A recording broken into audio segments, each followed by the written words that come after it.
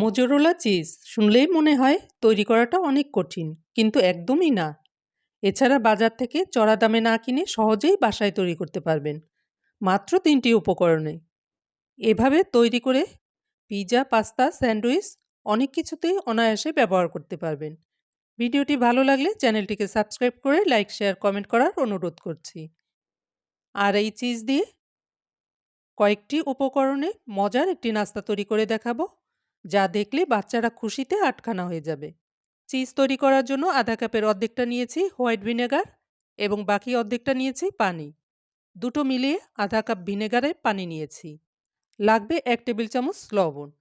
আর লাগবে 1 লিটার গরুর দুধ। আপনারা বেশি চিজ তৈরি করলে পরিমাণগুলো ডবল করে দেবেন। প্রথমে দুধের পাত্রটাকে চুলায় বসিয়ে চুলার জালটাকে ধরিয়ে দিয়েছি। চুলার জালটাকে হাই হিটে রেখে অনবরত নেড়েচেড়ে জাল করে নেব। দুধটা শুধুমাত্র গরম করব, ফুটাবো না। আর এই চিজ তৈরি করার জন্য অবশ্যই গরুর ফুল ক্রিম দুধ ব্যবহার করতে হবে।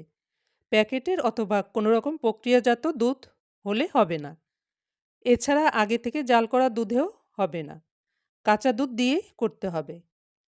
3 থেকে 4 মিনিট এভাবে জাল করে নিয়েছি। দুধের মধ্যে এভাবে আঙ্গুল ডুবিয়ে কয়েক সেকেন্ড রাখা যায়, তখন চুলার জালটাকে বন্ধ করে দিতে হবে। এরপর এই দুধের মধ্যে ভিনেগারের পানিটা দিয়ে দেব। প্রথমে আমি অর্ধেকটা পানি এর মধ্যে দিয়ে দিলাম এবং একটি চামচ দিয়ে নাড়তে থাকব। আস্তে আস্তে দেখবেন দুধটা কাটতে শুরু করেছে। বাকি অর্ধেকটা ভিনেগারও দিয়ে দিলাম। দেখুন বন্ধুরা, পানিটা আলাদা হয়ে চিজটা দলা পেকে আসছে। আমাদের চিজ কিন্তু তৈরি হয়ে গেছে। এখন কিছু পদ্ধতি ব্যবহার করতে হবে। এতে করে চিজটা ভালো থাকবে এবং খেতেও ভালো লাগবে।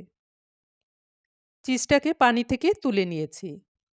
চিজগুলো তুলে নেবার পরে দুধের পানিটার মধ্যে শুরুতেই যে 1 টেবিল চামচ লবণ রেখেছিলাম, সেই লবণটা দিয়ে দিয়েছি। এরপর চুলার জালটাকে ধরিয়ে দুধ যেমনটা গরম করেছিলাম, আঙ্গুল ডুবিয়ে রাখা যায় ঠিক তেমনটাই গরম করে নিতে হবে। তারপর চুলার জালটাকে বন্ধ করে দিয়েছি। এরপর এই চিজগুলোকে হাতের মধ্যে নিয়ে 2 হাতের তালু দিয়ে চেপে চেপে পানিটা বের করে নিতে হবে। পানিটা বের করার পরে চিজ বলটাকে এই পানির মধ্যে কয়েক সেকেন্ড রাখতে হবে। পানিটা যেন খুব বেশি গরম না হয়, হাত ডুবানো যায় সেরকম গরম রাখতে হবে। প্রায় 10 সেকেন্ডের মতো এভাবে পানির মধ্যে রেখে দিয়েছি। তারপরে আবারও তুলে নিয়ে একইভাবে চেপে চেপে পানিটা বের করে ফেলতে হবে। এতে করে চিজের মধ্যে লবণটা ঢুকতে পারবে। এভাবে আমি 4-5 বার এই কাজটি করে নিয়েছি। দেখুন বন্ধুরা, কত সুন্দর স্টিকি হয়েছে। এরপর আরেকটি ধাপ বাকি আছে। তার জন্য একটি বোলের মধ্যে নিয়েছি ফ্রিজের ঠান্ডা পানি। এই পানির মধ্যে চিজ বলটাকে 10 সেকেন্ডের জন্য রেখে দেব। 10 সেকেন্ড পরে পানি থেকে তুলে নিয়েছি এবং একইভাবে 2 হাত দিয়ে চেপে চেপে পানিটাকে বের করে নিতে হবে। এভাবে 2 বার করে নিয়েছি। ভিডিওর শেষে এই চিজ দিয়ে একটি নাস্তা তৈরি করে দেখাবো, তাই ভিডিওটি শেষ পর্যন্ত দেখতে থাকুন। এখন আমাদের মোজোরোলা চিজ একদম তৈরি হয়ে গেছে। এই চিজ বল একটি র্যাপিং পেপারে ভালো করে মুড়ে রেখে দেব, যেন বাতাস ঢুকতে না পারে। তারপর নরমাল ফ্রিজে রাখতে হবে 2 থেকে 3 ঘন্টার জন্য। 2 ঘন্টা পরে চিজ বলটা ফ্রিজ থেকে বের করে নিয়ে আসলাম। দেখুন বন্ধুরা, কি সুন্দর সেট হয়ে গেছে। এরপর কেটে আপনাদের দেখাবো। তার আগে প্লাস্টিকটা খুলে নিয়েছি। কত সুন্দর লাগছে না? কত সহজেই, কত অল্প উপকরণেই চিজটি তৈরি করে নিলাম। আমি যখন পেরেছি, আপনারাও ঠিক পেরে যাবেন। এরপর কেটে নিয়েছি। এবার কি দোকানের মতো মোজোরোলা চিজ মনে হচ্ছে না? আমার তো ভীষণ খুশি লাগছে। এভাবে তৈরি করে আপনার মন মতো খাবারে ব্যবহার করতে পারবেন। এরপর গ্রেট করেও দেখিয়ে দিলাম। এবার চলুন নাস্তাটি তৈরি করে নেই। তার জন্য একটি ফ্রাই প্যানের মধ্যে নিয়েছি 2 পিস পাউরুটি। চুলার জালটি কিন্তু ধরাইনি। এরপর এই পাউরুটির উপর দিয়েছি টমেটো সস। 1 চামচ দিয়ে ছড়িয়ে দিয়েছি। এরপর ছড়িয়ে দিয়েছি মোজোরোলা চিজ। এরপর দিয়েছি টমেটো। টমেটোগুলোকে চিকন, চিকন করে কেটে দিয়েছি। দিয়েছি ক্যাপসিকাম।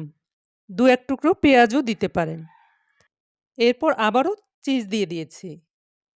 নিজের তৈরি করা চিজ হলে একটু বেশি করেই দেয়া যায়। আপনারা চাইলে মাংসের টুকরোও দিতে পারেন। চিজের উপরে সামান্য চিলি ফ্লেক্স ছড়িয়ে দিয়েছি। পিৎজার স্বাদটা পাওয়ার জন্য দিয়েছি সামান্য অরিগ্যানো। এরপর চুলার জালটাকে ধরিয়ে দিয়েছি। চুলার জালটাকে একদম লো ফ্লেমে রেখে একটি ঢাকনা দিয়ে ঢেকে অপেক্ষা করব চিজটা গলে যাওয়া পর্যন্ত। এই ধরুন ৫ থেকে ৬ মিনিটের জন্য। দেখুন বন্ধুরা, চিজটা কিন্তু গলতে শুরু করেছে। এখন চুলার জালটা বন্ধ করে দেব এবং নামিয়ে পরিবেশন করব। এরকম চিজ ঘরে থাকলে ঝটপট তৈরি করে নিতে পারেন দারুণ এই মুখরোচক নাস্তাটি।